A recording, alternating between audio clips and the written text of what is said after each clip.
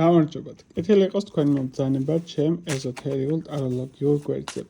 დიდი ხანია ასეთი სახელწოდებით გაშლა აღარ გავუკეთებია, ექსპრეს გაშლა გვექნება.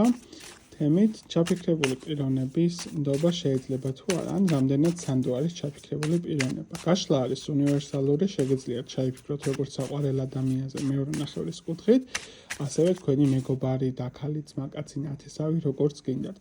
სამი ვარიანტი, სამი სიტუაცია, სამი ადამიანი. პირადი კონსულტაციებისთვის მიკავშირდებით Facebook-ის ან Instagram-ის გვერდზე, გამოიწერეთ ჩემი არხი, მოწონება კომენტარი, გაზიარება და გავწყეთ, რომ მოხდეს ენერგო ბალანსირება. ჩაფიქრებული პიროვნების ნდობა, პირველი ვარიანტი შეიძლება თუ არა, მეორე ვარიანტი, მესამე. შეხედეთ, დაფიქრდით, აირჩიეთ სასურველი ვარიანტი, ვინც ვერ მოასწრო არჩევა შეუძლიათ დააპაუზოს, დავიწყებ პირველი ვარიანტით. ჩაფიქრებული პიროვნების ნდობა შეიძლება თუ არა, აქ ვიტყოდი ესეთ რაღაცას, რომ ბოლომდე არა.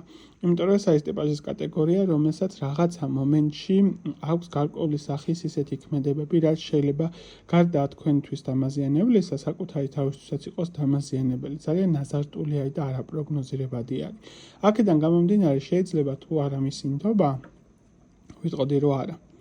ბოლომდე ნუ დაეყრდნობით, ანუ რაღაც საკითხებში შეიძლება იყოს მის დამინდობის ფაქტორით განწყობილი, მაგრამ ყოველთვის უნდა შეამოწმოს სიტუაციურად, ყოველთვის უნდა იყოს ორიენტირებული, რომ რაღაცაში შეიძლება გიმტყუნოს.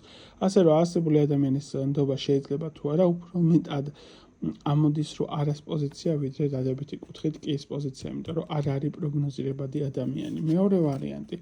ჩაფიქრებული პიროვნების ნდობა შეიძლება თუ არა, კი და კი, საკმაოდ ისეთი არის, სანდო არის, საკმაოდ საყრდენი პიროვნება არის, მეტნაკლებად სტაბილური, მაგრამ მთლიანობაში მისი ნდობა ნამდვილად შეიძლება. და მესამე ვარიანტი, ჩაფიქრებული პიროვნების ნდობა შეიძლება თუ არა, აქ ვიტყოდი ესეთ რაღაცას.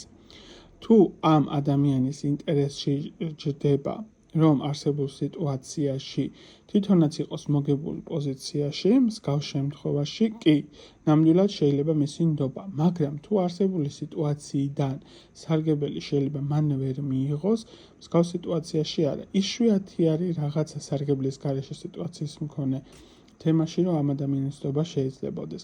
ასევე ვიტყოდი, რომ შესაძლებელი არის ეს ადამიანი გარკვეული კუთხით ერკვევდეს ეზოთერიულ თემებში და უფრო მეტი სიფრთხილე გამოიჩინე, რაიმე არ შეგეშალოს მასთან, რომ როგორც ეთქვან, თავში არ მოგხვდეს. აი ესეთი იყო სამი ვარიანტის არსებული ინფორმაციები, გესურვებთ წარმატებას და კარგად ყოფნას ნახვამდის.